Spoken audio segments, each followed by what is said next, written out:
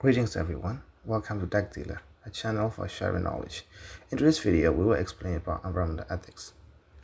The most fundamental connection between humans and nature in its essence is quite simple.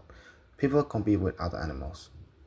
Since humans cannot make their own food like green plants, we must consume the food produced by other living organisms. But human desires more than food. We use natural resources for housing, clothing, vehicles, cosmetics, jewelry, and many other things. This consumption is driven by population growth, industrialization, and economic development, leading to various environmental and social impacts. Since we have no choice but to rely on natural resources, we must be careful not to overconsume everything. Ethical attitudes and behaviors determine how humans interact with the land and its natural resources. Ethical considerations can lead to the creation of laws and regulations aimed at protecting natural resources, wildlife, and ecosystems. Environmental ethics is a branch of philosophy that explores the moral relation between humans and the natural environment. It delves into questions about our obligations to protect the environment, the rights of animals and ecosystems, and the value we place on nature. Core questions in environmental ethics include: what is the moral status of nature? Does it have intrinsic value, or is its value derived solely from human use? What are our obligations to future generations in terms of environmental stewardship? How should we balance economic growth with environmental protection? What is the ethical responsibility of humans towards other species and ecosystems? How can we address the environmental injustice and ensure equitable distribution of environmental benefits and burdens? Environmental ethics also has profound implications for various fields, such as policymaking, informing laws and regulations aimed at protecting the environment, guiding corporate social responsibility and sustainable practices, influencing personal choices related to consumption, waste, and transportation. There are various types of environmental ethics. The frontier ethic is a worldview that perceives the environment primarily as a resource to be exploited for human benefit and economic growth. Early European settlers in North America rapidly consumed the land's natural resources. After they depleted one area, they moved westward to new frontiers. Their attitude towards the land was that of a frontier ethic. This ethic is rooted in the historical context of European colonization and the westward expansion in the United States, where vast, seemingly inexhaustible natural resources were seen as opportunities for development, progress, and wealth. Key characteristics of the frontier ethic include resource exploitation. Nature is viewed as a commodity, with forests, minerals, water, and land to be used for human gain. Human dominance. Humans are considered separate from and superior to nature, with the right to control and manipulate it. Economic growth focus. Economic development and technology advancement are prioritized, often at the expense of environmental health. Short-term perspective. Immediate benefits and profits are valued more than the long-term sustainability and environmental conservation. Most industrialized societies experience population and economic growth that are based upon this frontier ethic, assuming that infinite resources exist to support continued growth indefinitely.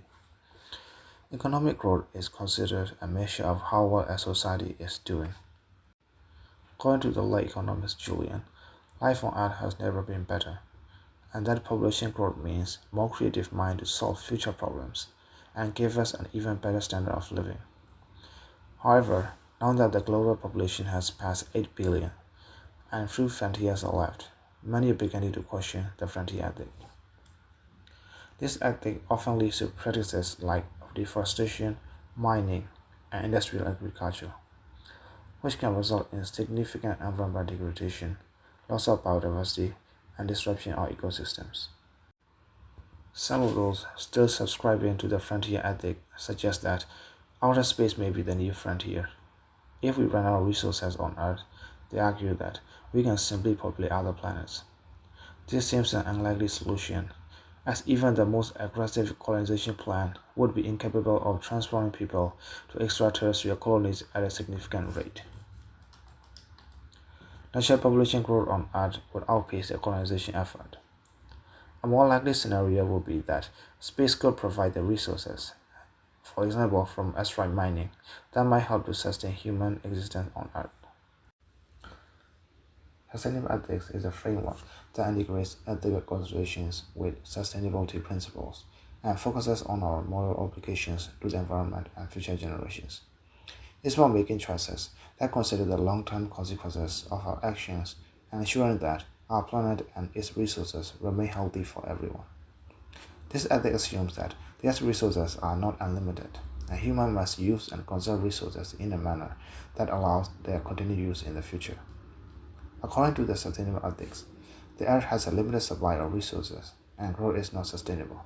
Therefore, humans must conserve resources. Also, humans are a part of nature and share the earth's resources with other living beings, and thus are affected by natural laws. If an action has a suspected risk of causing harm to the environment or human health, precautionary measures should be taken, even if scientific knowledge is incomplete. Humans succeed best when they maintain the integrity of natural processes and cooperate with nature. Sustainable ethics also involves intergenerational equity, which emphasizes fairness between current and future generations. It means using resources responsibly and leaving a healthy planet for our descendants. The intrinsic value of nature and the importance of preserving biodiversity are also part of sustainable ethics. Land ethics is a philosophical framework that emphasizes the moral responsibility of humans to care for the natural environment. It expands the boundaries of ethics to include not just humans, but all components of the natural world, including animals, plants, soil, and water. The concept of land ethics was popularized by Aldo Leopold, an American ecologist, forester, and environmentalist, in his seminal book, A Sound County Almanac in 1949. In this work, Leopold argues for a shift from a purely economic view of land as a commodity to an ecological view, where land is seen as community to which humans belong. He believed that ethical treatment of land would help preserve its integrity, stability, and beauty. Leopold's land ethic can be summarized by his famous statement: "I think it's right when it tends to preserve the integrity, stability, and beauty of the broader community. It is wrong when it tends otherwise." This approach encourages sustainable practices, conservation, and a deep respect for nature, viewing humans not as conquerors of the land, but as members of the broader ecological community. It has influenced environmental ethics, conservation efforts, and discussions about sustainability and stewardship of the planet. It has influenced environmental ethics, conservation efforts, and discussions about sustainability and stewardship of the planet. The tragedy of the commons is a concept in economics and social science that describes a situation where individuals, acting in their own self-interest, overuse and deplete a shared resource, leading to a worse outcome for the entire group. The term was popularized by ecologist Garrett Hardin in a 1968 paper, although the idea has roots in early economic theories. In his essay, he looked at what happens when humans do not limit their actions by including the land as part of their ethic. The tragedy of the commons remains relevant in modern discussions about environmental sustainability, climate change, and the management of global resources such as oceans and the atmosphere. It highlights the challenges of balancing individual freedom with collective responsibility. For example, the atmosphere is a commons into which countries are dumping carbon dioxide from the burning fossil fuels. Although we know that the generation of greenhouse gases will have damaging effect upon the entire globe, we continue to burn fossil fuels. As a country, the immediate benefit from the continued use of fossil fuels is seen as a positive component because of economic growth. All countries, however, will show the negative long-term effects. Environmental justice is a movement that focuses on the fair distribution of environmental benefits and burdens, ensuring that no community, especially marginalized or underserved ones, bears a disproportionate share of environmental hazards. The movement emerged from the recognition that low-income communities and communities of color often face higher exposure to pollution, toxic waste, and other environmental hazards, while also having less access to clean air, water, and green spaces. The environmental justice movement gained national attention in the United States during the 1980s. One studies revealed that toxic waste sites and other environmental hazards were disproportionately located in minority and low-income communities. One of the pivotal movements was the 1982 protests in Warren County, North Carolina, where a predominantly African American community protested the siting of a toxic waste landfill in their area. Key principles of environmental justice include fair treatment. All people, regardless of race, ethnicity, or income, should be treated fairly in the enforcement of environmental laws, regulations, and policies. Meaningful involvement. Affected communities should have the opportunity to participate in decisions that impact the environment and health, with their concerns being considered in the decision-making process. Equitable distribution of environmental benefits and burdens.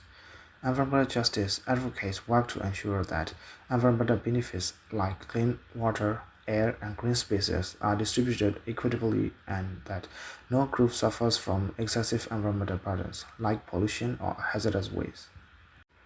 Addressing environmental justice requires a multidisciplinary approach combining science, policy, community engagement, and activism. It involves not only mitigating current environmental injustices, but also proactively preventing future ones through equitable policymaking and sustainable practices. In summary, environmental ethics can profoundly influence how we interact with the natural world, shaping policies, business practices, individual behavior, and global efforts to address environmental challenges. This ethical framework can contribute to a more sustainable and just world. This is all for today, and I hope you enjoy our content. If you like this kind of content, please like and subscribe to our channel. It's just a click for you, but it means a lot to us. Thank you for watching, and we'll see you next time.